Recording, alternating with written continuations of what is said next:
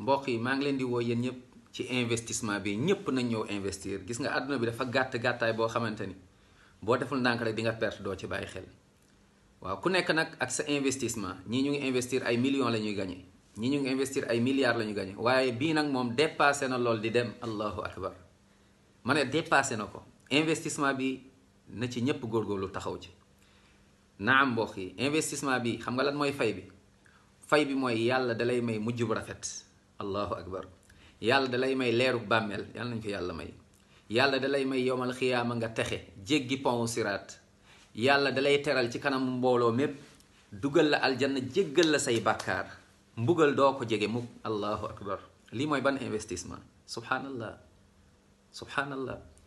yonent bi sallallahu alayhi wa sallam day wax mu ne képp koo xam ne yàlla may na la njaboot may la doom nga yar ko ci lislaam alxuraan ak sunna fexe mu mokkal alxuraan moo xam nga jàngal ko la nga dugal ko daara mu jàng ba mokkal alxuraan jëfe ko yàlla dalay may lii ma wax léegi mooy yàlla dalay yërëm yowmal qiyaama mais dalay may mujj bu rafet leeruk bàmmeel texe bés pénc jéggi pont siraat sans problème yàlla teral la ci kanamu jaami subhanallah yërëm la dugal la aljanna allahu akbar.